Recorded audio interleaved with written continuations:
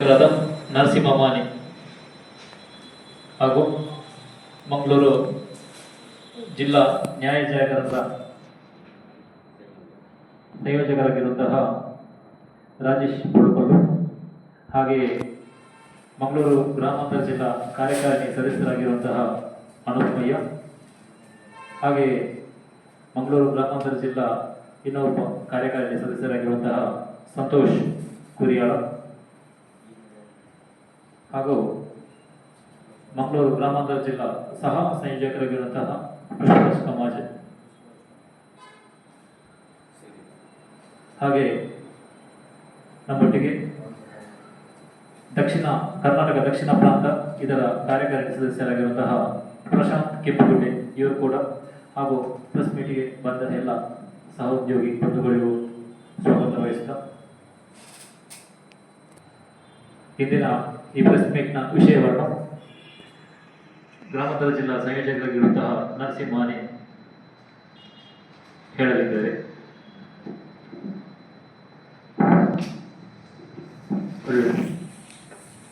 ಎಲ್ಲ ಮಾಧ್ಯಮದ ಬಂಧು ಮಿತ್ರರಿಗೆ ಈ ಪತ್ರಿಕಾಗೋಷ್ಠಿಗೆ ಆತ್ಮೀಯವಾದಂತಹ ಸ್ವಾಗತವನ್ನು ಬಯಸ್ತಾ, ಹಿಂದೂ ಜಾಗರಣ ವೇದಿಕೆ ಮಂಗಳೂರು ಗ್ರಾಮಾಂತರ ಜಿಲ್ಲೆ, ಈ ಜಿಲ್ಲೆಯ ತಾಲೂಕು ಕೇಂದ್ರದಲ್ಲಿ ಅಖಂಡ ಭಾರತ ಸಂಕಲ್ಪ ದಿನ ಕಾರ್ಯಕ್ರಮದ ದೃಷ್ಟಿಯಿಂದ ಇವತ್ತು ಈ ಪತ್ರಿಕಾಗೋಷ್ಠಿಯನ್ನು ಹಮ್ಮಿಕೊಂಡಿದ್ದೇವೆ.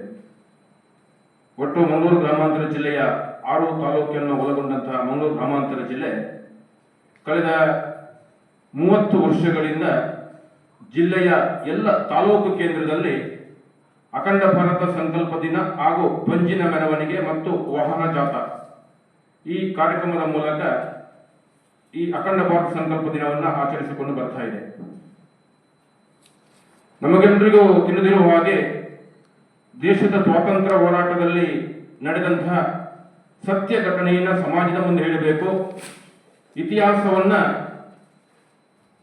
ಎಲ್ಲ ದೇಶಭಕ್ತ ಬಂಧುಗಳಿಗೆ, ಯುವ ಪೀಳಿಗೆಗೆ ತಿಳಿಸಬೇಕು ಎನ್ನುವ ಉದ್ದೇಶವನ್ನು ಇಟ್ಟುಕೊಂಡು ಜನಜಾಗೃತಿ ಮೂಡಿಸಬೇಕು ಮತ್ತು ಅಖಂಡವಾದಂತಹ ಭಾರತ ಕಳೆದು ಹೋದಂತಹ ಭಾಗ ಮತ್ತೆ ಈ ದೇಶದಲ್ಲಿ ಒಂದಾಗಬೇಕು, ಮತ್ತೆ ದೇಶ ಅಖಂಡ ಭಾರತ ಆಗಬೇಕು ಎನ್ನುವಂತಹ ಒಂದು ಮೂಲ ಉದ್ದೇಶವನ್ನು ಇಟ್ಟುಕೊಂಡು ಈ ದೇಶದ ಸಾರ್ವಭೌಮತೆಯನ್ನ ಎತ್ತಿ ಹಿಡಿಯಬೇಕು, ಅದಕ್ಕೆ ಗೌರವವನ್ನು ಕೊಡಬೇಕು. ಸಮಸ್ತ ಎಲ್ಲ ರಾಷ್ಟ್ರಭಕ್ತ ಬಂಧುಗಳು, ಯುವ ಸಮಾಜ ದೇಶದ ಹಿತದೃಷ್ಟಿಯಿಂದ ದೇಶದ ರಕ್ಷಣೆ, ದೇಶದಲ್ಲಿ ನಡೆಯುತ್ತಿರುವಂತಹ ಮೂಲಭೂತವಾದಿ ಭಯೋತ್ಪಾದನೆ ಇದೆಲ್ಲ ನಿಲ್ಲಬೇಕು. ಈ ದೇಶದಲ್ಲಿ ಒಂದೇ ದೇಶ, ಒಂದೇ ಕಾನೂನು, ಸಮಾನ ನಾಗರಿಕತೆಯ ಕಾನೂನು ಬರಬೇಕು. ಅಖಂಡ ಭಾರತ ಇಡೀ ಪ್ರಪಂಚಕ್ಕೆ ಯಾವ ರೀತಿಯ ಒಂದು ದೇಶ ಭಾರತ ದೇಶ ಬೆಳಕನ್ನ ಕೊಟ್ಟಿತ್ತೋ, ಅದು ಆಧ್ಯಾತ್ಮಿಕವಾಗಿರಬಹುದು, ಸಾಂಸ್ಕೃತಿಕವಾಗಿರಬಹುದು, ವೈಚಾರಿಕವಾಗಿರಬಹುದು, ಈ ಅಖಂಡ ಭಾರತ ಮತ್ತೆ ತ್ರಿಖಂಡವಾದಂತಹ ಭಾರತ ಮತ್ತೆ ಅಖಂಡ ಆಗಬೇಕು ಎನ್ನುವಂತಹ ಉದ್ದೇಶವನ್ನು ಇಟ್ಟುಕೊಂಡು ಈ ಕಾರ್ಯಕ್ರಮವನ್ನ ಹಮ್ಮಿಕೊಂಡಿದ್ದೇವೆ. ಈ ಕಾರ್ಯಕ್ರಮದ ಅಂಗವಾಗಿ ಮಂಗಳೂರು ಗ್ರಾಮಾಂತರ ಜಿಲ್ಲೆಯ 6 ತಾಲೂಕಿನಲ್ಲಿ ಒಳಗೊಂಡಂತಹ ಕಾರ್ಯಕ್ರಮ ನಾಳೆಯ ದಿನ ಆದಿತ್ಯವಾರ 9ನೇ ತಾರೀಕು ವಿಟ್ಲ ತಾಲೂಕಿನಲ್ಲಿ ವಾಹನ ಜಾಥಾ ಮತ್ತು ಸಭಾ ಕಾರ್ಯಕ್ರಮ ನಡೆಯಲಿಕ್ಕಿದೆ.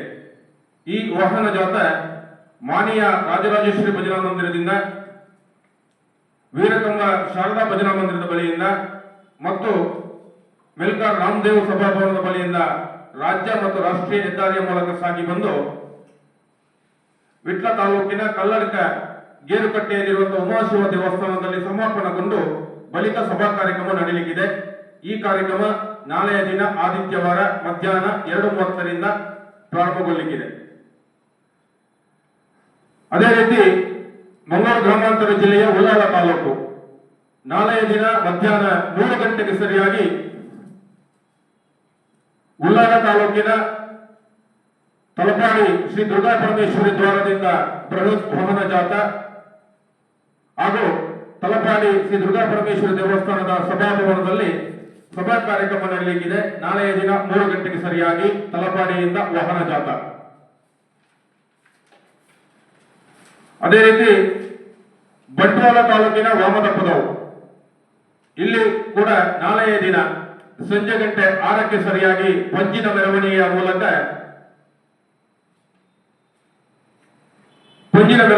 ಮೂಲಕ ಈ ಕಾರ್ಯಕ್ರಮ ನಡೆಯಲಿಕ್ಕಿದೆ.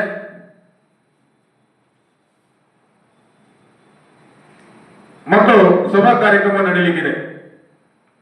ಅದೇ ರೀತಿ ಮಂಗಳೂರು ಗ್ರಾಮಾಂತರ ಜಿಲ್ಲೆಯ ಮೂಡಬಿದ್ರೆ ತಾಲೂಕು ಸಂಜೆ ಗಂಟೆ 6:30ಕ್ಕೆ ಸರಿಯಾಗಿ ಮೂಡಬಿದ್ರೆಯ ಸಾವಿರ ಕಂಬದ ಬಸದಿಯಿಂದ ಪ್ರಾರಂಭಗೊಳ್ಳುವಂತಹ ಪಂಜಿನ ಮೆರವಣಿಗೆ ಮೂಡಬಿದ್ರೆಯ ಸಮಾಜ ಮಂದಿರದಲ್ಲಿ ಸಮಾಪನಗೊಂಡು ನಾಳೆಯ ದಿನ ಸಂಜೆ 7 ಗಂಟೆಗೆ ಸರಿಯಾಗಿ ಸಭಾ ಕಾರ್ಯಕ್ರಮ ನಡೆಯಲಿಕ್ಕಿದೆ. ಈ 4 ಕಾರ್ಯಕ್ರಮಗಳು ನಾಳೆಯ ದಿನ ಆದಿತ್ಯವಾರ 9ನೇ ತಾರೀಕು ನಡೆಯಲಿದ್ದು, ಪ್ರಮುಖವಾಗಿ ಮಂಗಳೂರು ಗ್ರಾಮಾಂತರ ಜಿಲ್ಲೆಯ ಬಂಟ್ವಾಳ ತಾಲೂಕಿನ ಅಖಂಡ ಭಾರತ ಸಂಕಲ್ಪ ದಿನ 14ನೇ ತಾರೀಕು ಶುಕ್ರವಾರ ಸಂಜೆ 6:30ಕ್ಕೆ ಸರಿಯಾಗಿ ಪೊಳಲಿ ಶ್ರೀ ರಾಜರಾಜೇಶ್ವರಿ ಮಹಾದ್ವಾರದ ಬಳಿಯಿಂದ ಬೃಹತ್ ಪಂಜಿನ ಮೆರವಣಿಗೆ ರಾಷ್ಟ್ರೀಯ ಹೆದ್ದಾರಿ ಮೂಲಕ ಸಾಗಿ ಬಂದು ಬ್ರಹ್ಮಶ್ರೀ ನಾರಾಯಣ ಗುರು ವೃತ್ತದಲ್ಲಿ ಸಮಾಪನಗೊಂಡು ಆ ಬಳಿಕ ಸ್ಪರ್ಶ ಕಲಾಮಂದಿರದಲ್ಲಿ ಒಟ್ಟು ಸೇರಿ ಸಭಾ ಕಾರ್ಯಕ್ರಮ ನಡೆಯಲಿದೆ.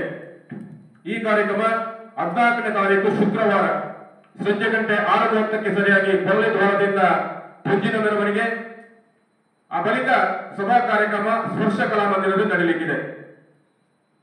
ಈ ಎಲ್ಲ ಕಾರ್ಯಕ್ರಮದಲ್ಲಿ ರಾಷ್ಟ್ರಭಕ್ತ ಬಂಧು ಭಗಿನಿಯರು ಎಲ್ಲರೂ ಹೆಚ್ಚಿನ ಸಂಖ್ಯೆಯಲ್ಲಿ ಪಾಲ್ಗೊಳ್ಳಬೇಕು. ದೇಶ ಭಕ್ತಿಯ ಯುವ ಸಮಾಜವನ್ನು ಒಗ್ಗೂಡಿಸುವ ಈ ರಾಷ್ಟ್ರದಲ್ಲಿ ನಡೆಯುತ್ತಿರುವಂತಹ